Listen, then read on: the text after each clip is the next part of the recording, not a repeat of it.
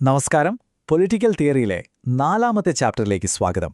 Chapter 4 justice, അതായത് നീതി. നിങ്ങളുടെ പരീക്ഷയ്ക്ക് ഒരാഴ്ചയല്ലേ ഉള്ളൂ, പേടിക്കേണ്ട. ഈ ചാപ്റ്റർ നമുക്ക് വളരെ സിമ്പിളായിട്ട് പഠിച്ചെടുക്കാം. ഈ ചാപ്റ്റർ തുടങ്ങുന്നത് പ്ലേറ്റോയുടെ ദ റിപ്പബ്ലിക് എന്ന ബുക്കിലെ ഒരു വലിയ ചോദ്യം വച്ചാണ്. നമ്മൾ എന്തിനാ നീതിയുള്ളവരായി ജീവിക്കുന്നത്? ചിലപ്പോഴൊക്കെ അനീതി ചെയ്യുന്നവർക്കല്ലേ കൂടുതൽ നേട്ടങ്ങൾ ഉണ്ടാവുന്നത് എന്ന് നമുക്ക് തോന്നാറില്ലേ? ആ ഒരു സംശയത്തിൽ നിന്നാണ് നമ്മൾ നീതിയെപ്പറ്റി പഠിക്കാൻ തുടങ്ങുന്നത്. അപ്പോൾ ഈ ഒരു ഭാഗത്ത് നമ്മൾ എന്തൊക്കെയാ നോക്കാൻ പോകുന്നത്? ആദ്യം എന്താണ് നീതിയെന്ന് മനസ്സിലാക്കും. പിന്നെ നീതിയുടെ 3 പ്രധാന തത്വങ്ങൾ പഠിക്കും. പരീക്ഷയ്ക്ക് ഉറപ്പായും വരുന്ന ജോൺ റോൾസിന്റെ തിയറി വളരെ എളുപ്പത്തിൽ പറഞ്ഞുതരാം. അത് കഴിഞ്ഞ് സാമൂഹ്യ നീതിയെക്കുറിച്ചും അവസാനം എക്സാമിനു വേണ്ടിയുള്ള ഒരു ക്വിക്ക് റിവിഷനുമുണ്ടാകും. റെഡിയല്ലേ? ശരി, നമുക്ക് ഏറ്റവും ബേസിക്കായ കാര്യത്തിൽ നിന്ന് തുടങ്ങാം. എന്താണ് ഈ നീതി എന്ന് പറയുന്നത്? ഏറ്റവും ലളിതമായിട്ട് പറഞ്ഞാൽ, ഓരോ വ്യക്തിക്കും അവർക്കർഹമായത് എന്താണോ അത് നൽകുന്നതിനെയാണ് നീതി എന്ന് പറയുന്നത്. ഇത് പണ്ടുമുതലേ ആളുകൾ ചർച്ച ചെയ്യുന്ന ഒരു വിഷയമാണ്. ഒരു ഡോക്ടർ എങ്ങനെയാണോ രോഗിയുടെ നല്ലത് നോക്കുന്നത്, അതുപോലെ ഒരു നല്ല ഭരണകൂടം അതിലെ എല്ലാ ജനങ്ങളുടെയും ക്ഷേമം ഉറപ്പാക്കണം.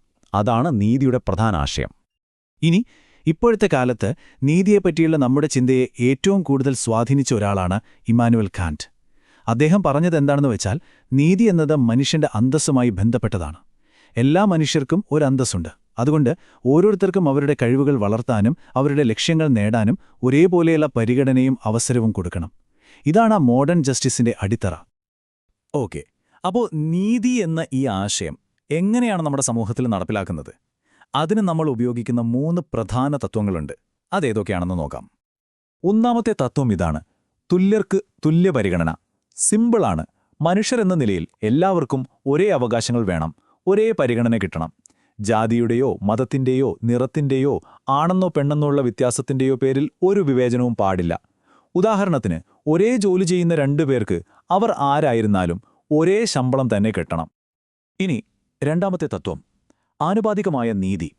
അതായത്, ചില സാഹചര്യങ്ങളിൽ ആളുകളോട് വ്യത്യസ്തമായി പെരുമാറുന്നത് ശരിയായിരിക്കും. ഓരോരുത്തരും എടുക്കുന്ന എഫേർട്ട്, അവരുടെ കഴിവ്, അവർ ചെയ്യുന്ന ജോലിയിലുള്ള റിസ്ക്, ഇതിനൊക്കെ അനുസരിച്ച് പ്രതിഫലം കൊടുക്കണം. ഒരു നല്ല ഉദാഹരണം നമ്മുടെ പരീക്ഷ തന്നെയാണ്. എല്ലാവരും ഒരേ പരീക്ഷ എഴുതുന്നു, പക്ഷേ ഉത്തരങ്ങൾ എത്രത്തോളം നന്നായി എഴുതി എന്നതിനനുസരിച്ച് മാർക്കുകൾ മാറുന്നു. അതുമൊരു തരം നീതിയാണ്, അല്ലേ? 3ാമത്തെ തത്വം സാമൂഹ്യനീതിക്ക് വളരെ പ്രധാനപ്പെട്ട ഒന്നാണ്: പ്രത്യേക ആവശ്യങ്ങൾ പരിഗണിക്കുക. അതായത്, സമൂഹത്തിൽ കുറച്ച് പിന്നോക്കം നിൽക്കുന്ന ആളുകളുണ്ടാവുമല്ലോ, അവരുടെ പ്രത്യേക ആവശ്യങ്ങൾ ഒരു നല്ല സമൂഹം തീർച്ചയായും കണക്കിലെടുക്കണം. ഉദാഹരണത്തിന്, പട്ടികജാതി പട്ടികവർഗ വിഭാഗങ്ങൾക്ക് വിദ്യാഭ്യാസത്തിലും ജോലിയിലും സംവരണം കൊടുക്കുന്നത് അവർക്കും മറ്റുള്ളവരെ പോലെ തുല്യമായ അവസരം കിട്ടാൻ വേണ്ടിയാണ്. ഇവിടെ സാധാരണ എല്ലാവർക്കും ഒരു സംശയം വരാറുണ്ട്. ഈ പ്രത്യേക പരിഗണന കൊടുക്കുന്നത് തുല്യപരിഗണന എന്ന ആദ്യത്തെ തത്വത്തിന് എതിരല്ലേ? അല്ല, ഒരിക്കലുമല്ല. സത്യത്തിൽ പ്രത്യേക ആവശ്യങ്ങൾ പരിഗണിക്കുമ്പോൾ തുല്യത എന്ന ആശയം കൂടുതൽ ശക്തമാവുകയാണ് ചെയ്യുന്നത്. കാരണം ഒരേ നിലയിലല്ലാത്ത ആളുകളെ വ്യത്യസ്തമായി പരിഗണിച്ച് അവരെ മറ്റുള്ളവരോടൊപ്പം എത്തിക്കുന്നതും നീതിയുടെ ഭാഗമാണ്. ഇനി ഈ ചാപ്റ്ററിലെ ഏറ്റവും പ്രധാനപ്പെട്ട ഭാഗത്തേക്ക് നമ്മൾ കടക്കുകയാണ്: ജോൺ റോൾസിന്റെ നീതി സിദ്ധാന്തം. പരീക്ഷയ്ക്ക് ചോദ്യം വരാൻ ഏറ്റവും കൂടുതൽ സാധ്യതയുള്ളൊരു ഏരിയയാണിത്. ശ്രദ്ധിച്ചു കേൾക്കണം. റോൾസിന്റെ തിയറിയിലെ ഏറ്റവും പ്രധാനപ്പെട്ട ഐഡിയയാണ് അജ്ഞതയുടെ മൂടുപടം, അല്ലെങ്കിൽ വെയിൽ ഓഫ് ഇഗ്നോറൻസ്. ഇതൊരു സങ്കല്പമാണ് കേട്ടോ. ഒന്ന് ഇമാജിൻ ചെയ്തു നോക്കൂ. നിങ്ങൾ ജനിക്കാൻ പോകുന്നതേയുള്ളൂ. നിങ്ങൾ ജനിക്കുന്നത് ഒരു പണക്കാരന്റെ വീട്ടിലാണോ, പാവപ്പെട്ടവന്റെ വീട്ടിലാണോ, ഉയർന്ന ജാതിയിലാണോ, താഴ്ന്ന ജാതിയിലാണോ എന്നൊന്നും നിങ്ങൾക്കൊരു ഐഡിയയുമില്ല. ഈ ഒരു അവസ്ഥയാണ് അജ്ഞതയുള്ള മൂടുപടം. അപ്പോൾ ഈ ഒരു സങ്കല്പത്തിൽ നിന്ന് എങ്ങനെയാണ് നീതിയുള്ളൊരു നിയമം ഉണ്ടാവുന്നത്?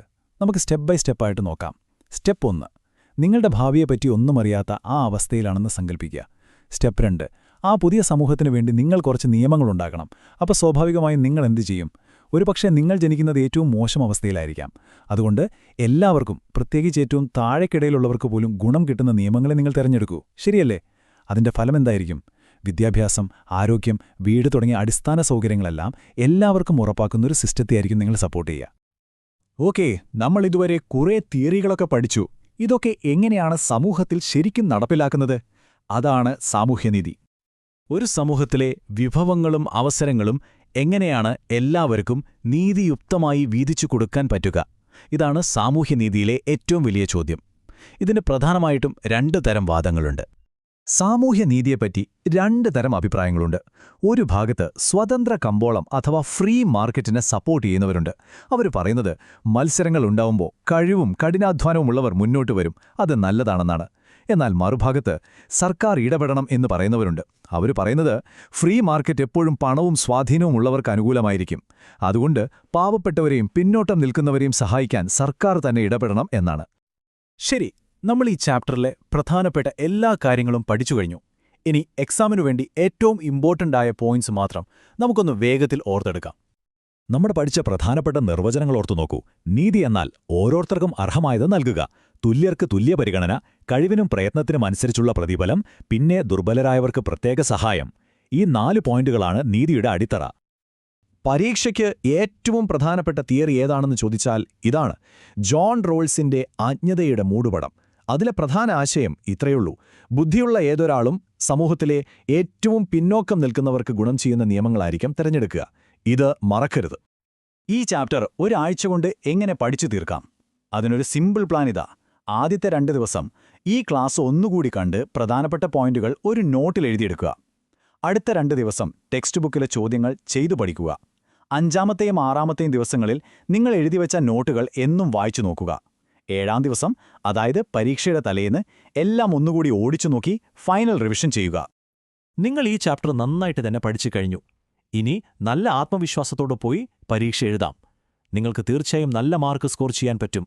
All the best.